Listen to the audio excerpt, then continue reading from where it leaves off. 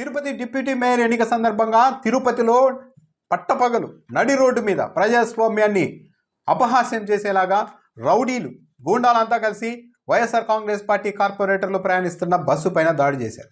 ఫోటోలు ఉన్నాయి, వీడియోలు ఉన్నాయి. ఆ బస్సులో ఏకంగా తిరుపతి ఎంపీ గురుమూర్తి కూడా ఉన్నారు. ఆయన మీద కూడా దాడి చేసేందుకు వెళ్ళారు. ఏకంగా 4 కార్పొరేటర్లను ఎత్తుకెళ్లారు. బస్సు అద్దాలు పగలగొట్టారు, గాలి తీసేశారు. డ్రైవర్ మీద కూడా దాడి చేశారు. ఇదంతా అక్కడ పదుల సంఖ్యలో పోలీసులు ఉండంగానే, వాళ్ళు చూస్తూ ఉండంగానే ఈ దాడి జరిగింది. కానీ ఇప్పటి వరకు ఎలాంటి చర్యలు లేవు. దీనిపైనే ఇప్పుడు ఈ వ్యవహారం ఇప్పుడు ఏకంగా జాతీయ మానవ హక్కుల కమిషన్ వరకు వెళ్ళింది. ఏపీ డీజీపీ ఏపీసీఎస్కు ఎన్హెచ్ఆర్సీ నోటీసులు జారీ చేసింది. 4 వారాల్లో వివరణ ఇవ్వాలి. అంత దారుణం జరిగితే ఫోటోలు ఉంటే, వీడియోలు ఉంటే, పక్కా ఆధారాలు ఉంటే ఫిర్యాదు చేసినా సరే ఎందుకు మీరు చర్యలు తీసుకోలేదో 4 వారాల్లో సమాధానం చెప్పండి అంటూ ఆదేశించింది. ఈ ఫిర్యాదు జాతీయ మానవ హక్కుల కమిషన్కు తిరుపతి ఎంపీ గురుమూర్తి చేశారు.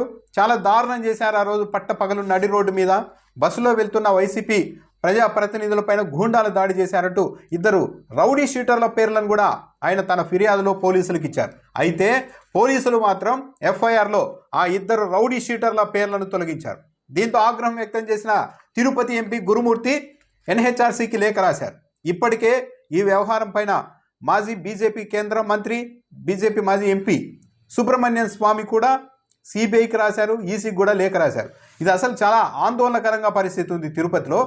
అత్యంత పవిత్రమైన ఆధ్యాత్మిక నగరంలోని ఇలా పట్టపగలు రౌడీలు బస్సుల మీద దాడి చేసి ప్రజాప్రతినిధులను ఎత్తుకెళ్తూ ఉంటే పోలీసులు ఏం చేశారు, ఈసీ ఏం చేసింది, దీని మీద చర్యలు తీసుకున్నట్టు సిబిఐకి, ఈసీకి ఇదివరకు సుబ్రహ్మణ్య స్వామి లేఖ రాశారు. మానవ హక్కుల ఎన్హెచ్ఆర్సీకి గురుమూర్తి లేఖ రాశారు, ఫిర్యాదు చేశారు. ఈ ఫిర్యాదు పైన ఈరోజు ఎన్హెచ్ఆర్సీ స్పందించింది. ఏపీ డీజీపీ సిఎస్కు వెంటనే 4 వారాల్లోగా సమాధానం చెప్పండి అంటూ ఆదేశించింది. ఎందుకు మీరు సరైన చర్యలు తీసుకోలేకపోయారు? ఇప్పటి వరకు తీసుకున్న ఆ ఇన్సిడెంట్ పైన గురుమూర్తి తన ఫిర్యాదులో ఆ ఫోటోలు, వీడియోలు పలు మీడియా సంస్థల్లో వచ్చిన కథనాలు, పత్రికల్లో వచ్చిన వార్తా కథనాలు అన్నింటినీ కూడా జత చేసి పక్కా ఆధారాలతో ఫిర్యాదు చేశారు.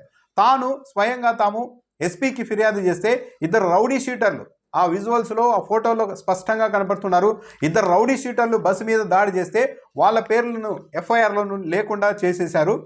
దీనిపైన కూడా ఆయన ఎన్హెచ్ఆర్సీ దృష్టికి తీసుకెళ్తే ఎన్హెచ్ఆర్సీ సిఎస్కు నోటీసులు ఇచ్చింది. 4 వారాల్లోగా వివరణ ఇవ్వండి, ఏం చర్యలు తీసుకున్నారని. డీజీపీకి సంబంధించి కొన్ని అంశాలను కూడా ఎన్హెచ్ఆర్సీ లేవనెత్తింది.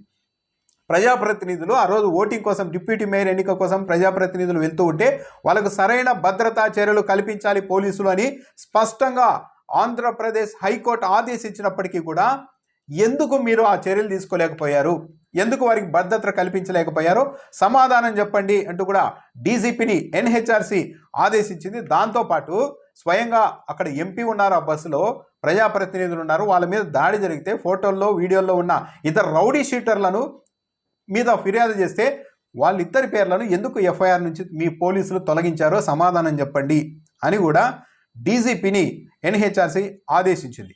ఫోటోలు, వీడియోలు, ఫోటోగ్రాఫ్లు, వార్తా కథనాలు అన్నీ ఉన్నప్పటికీ కూడా, కళ్ళ ముందు ఉన్నప్పటికీ కూడా ఎందుకు మీరు వాళ్ళని కేసులో ఇన్వాల్వ్ చేయలేదు, ఎందుకు ఇప్పటివరకు చర్యలు తీసుకోలేదు? 4 వారాల్లో సమాధానం ఇవ్వండి అంటూ ఎన్హెచ్ఆర్సీ ఇప్పుడు ఏపీ సిఎస్ను, మరి ముఖ్యంగా ఏపీ డీజీపీని ఆదేశించారు.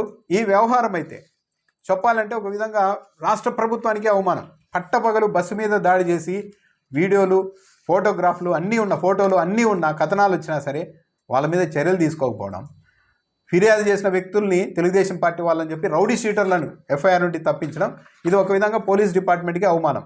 ఇప్పటికే రాష్ట్ర హైకోర్టు పలు సందర్భాల్లో చాలా ఘాటుగా వ్యాఖ్యానిస్తోంది ఏపీ పోలీసుల పనితీరుపైన.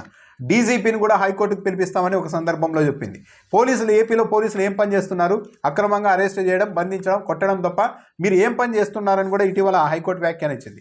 కొందరికి సంబంధించి అరెస్టులు చేయడం, 2-3 రోజుల తర్వాత అరెస్టు చూపించడం, దానిపైన సీసీ ఫుటేజ్లు అడిగితే కోతులు కాల్చేసాయని చెప్పడం, ఇలా ఇష్టానుసారంగా ఏపీలో పోలీసు వ్యవస్థ నడుస్తూ ఉంది.